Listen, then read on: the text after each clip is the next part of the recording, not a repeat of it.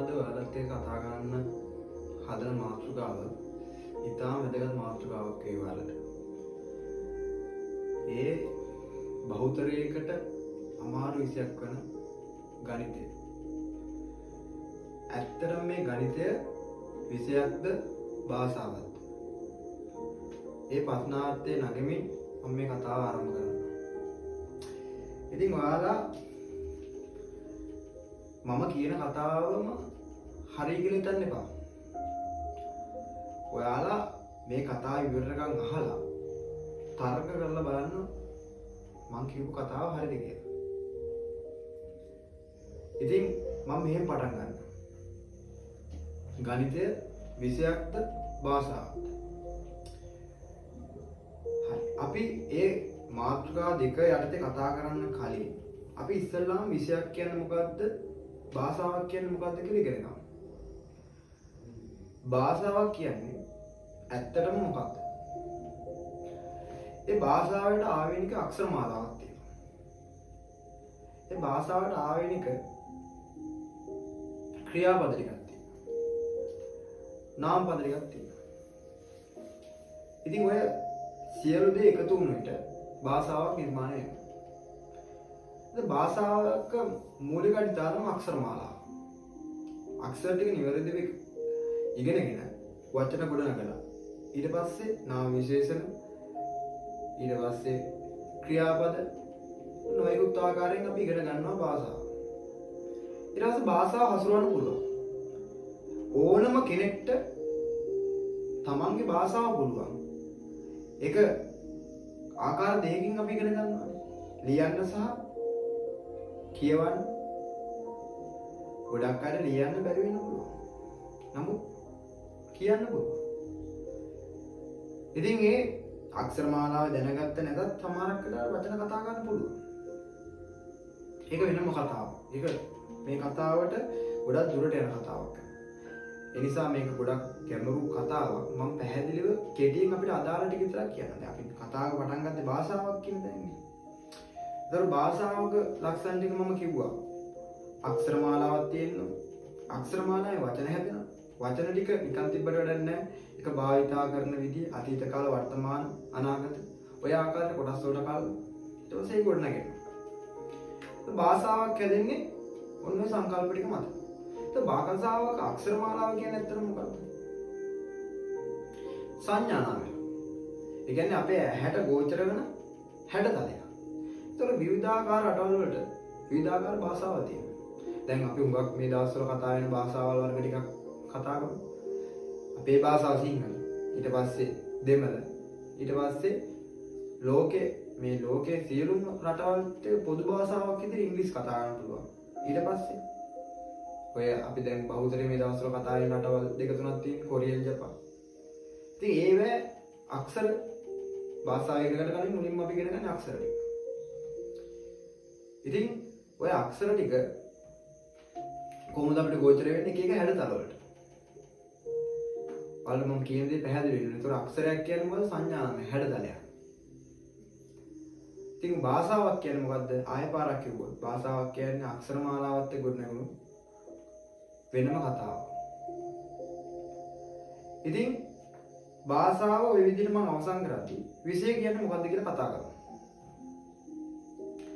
ඇත්තටම විෂයක් කියන්නේ ඒ රටක නැත්තම් හැම රටකටම අපි ජීවත් වෙන ලෝකේ ගත්තොත් ඒ ලෝකේ Tamanට ආවේනික භාෂාවෙන් Tamanට ජීවත් වෙන්න ඌමනා වෙන කරුණු විෂයන් වලට කල්ලා තියෙනවා. දැන් අපි සංස්කෘතිය සදාචාරය ගැන කතා කරන අපේ ආගම හරහා. එතකොට අපේ අතීත දේවල් කතා කරන ඉතිහාසය හරහා. සතා සිව්පා ගහකොළ ගැන පරිසරය ගැන කතා කරන විද්‍යාව හරහා. ඉතින් ඔය කරුණු ටික ගොඩනගලා ලස්සන විෂය මාලාවක් හදනවා. ඒතර විෂයක් කියන්නේ මොකක්ද ඇත්තට? ඒ කියන්නේ භාෂාව කියන්නේ ගහන. විෂය කියන්නේ ඒ ගහේ අතු වගේ. ඉතින් මූල පද්ධතිය තමයි භාෂාව වෙන්නේ නම් ගහක. ඉතින් ඔය විදිහට ගත්තහම විෂය භාෂාවයි කියන දේ දැන් ඔයාලට තේරෙන්න පුළුවන්. දැන් අපි දාමු ගණිතය විෂයක්ද භාෂාවක්ද කියලා උතන්ට. හරි. ගණිතයේ තියෙනවා ආවේනික වූ අක්ෂර 10ක්. දැන් ගොඩක් අය ඔකට අක්ෂර නෙමෙයි කියන්නේ. අපි මේක කියමු සංඥා නම 10ක් තියෙනවා. ගණිතයේ ආවේනික වූ සංඥා නම 10ක්. ඒවට අපි සිංහලෙන් කියනවා ඉලක්ක. හින්දු ආරාබි සංඛ්‍යා. ඉංග්‍රීසි වලින් නම්බර් කියලා කියනවා. ඉතින් එහෙනම් අපිට කියන්න පුළුවන් භාෂාවක තියෙන අක්ෂර සංඥා නාමන ගණිතයක තියෙන සංඛ්‍යා සංඥා නාමන අන්න භාෂාවක තියෙන ලක්ෂණයක් තියෙනවා ගණන් වල.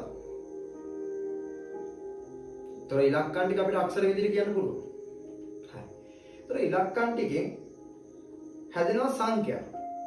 භාෂාවක අක්ෂර වලින් හැදෙනවා වචන. ඒ වගේ ඉලක්කම් වලින් විවිධාකාර සංඛ්‍යා හැදෙනවා. එතකොට භාෂාවක වචන ටික හැදුනට පළියට අපිට කතාවක් ගොඩ ගන්න බෑ. ඒක අතීතම කාල වර්තමාන කාල වගේ ක්‍රියාපද ටික දැනගන්න. අන්න ගණන් වල කරවන්න නැත්තම් ක්‍රියාපද හතරක් තිබෙනවා. ඒක වල ක්‍රියාව ඒකත් ක්‍රියාපද කියලා ගොඩක් අය දන්නේ නැහැ. අපි පොඩි කාලේ නම් පාඩම් කරනවා ගණිත කර්ම කියලා. ඒතකොට කර්මය පාලියෙන් කර්මය කියන්නේ ක්‍රියාව. එහෙනම් ගණිතයේ ක්‍රියාපද හතරක් තියෙනවා. බෙදීම, ගුණ කිරීම, එකතු කිරීම, අඩු කිරීම. ඉතින් භාෂාවක තියෙන සියලුම ලක්ෂණ ටික ගණිතයේ තියෙනවා.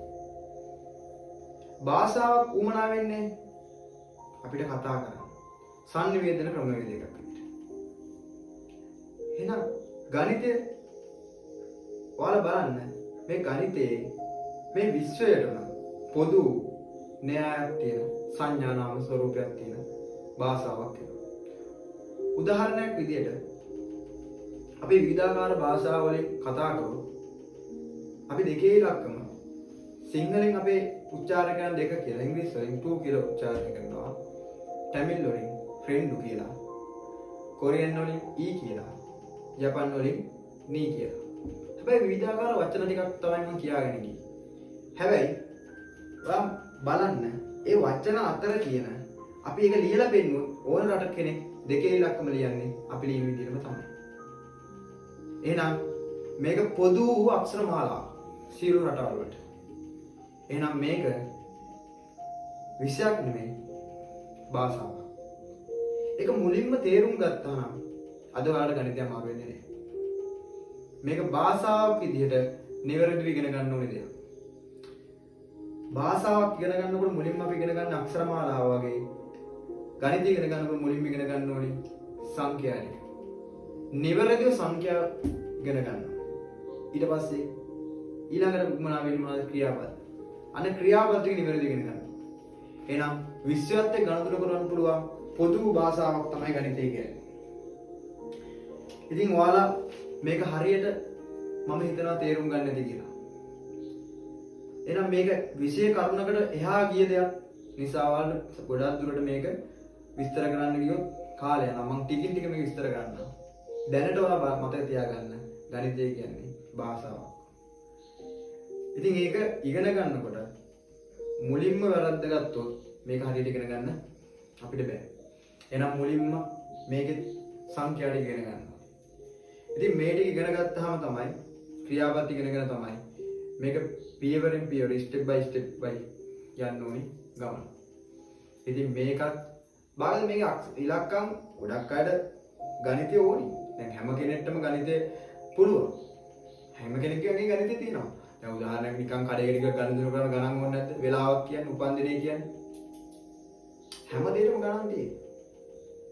බස් එකේ ගිහලා ටිකට් එකක් ගත්තාම ඉතුරු සල්ලි ගන්න බාගද අකුරක් ලියා ගන්න බැරි කෙනෙක් වෙන්න පුළුවන්. හැබැයි එයාටත් ගණන් හදන්න පුළුවන්. එහෙනම් මේක භාෂාවක් කියන එක හොඳට මතක තියාගන්න.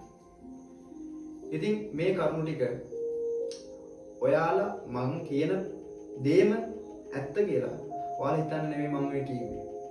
ඔයාලා තර්ක කරන්න. දැන් මම කිව්ව කරුණු ටිකත් එක්ක ඔයාලා තාම තර්ක කරලා මේක ඇත්තද බොරුද කියලා පැහැදිලිව තේරුම් ගන්න පුළුවන්.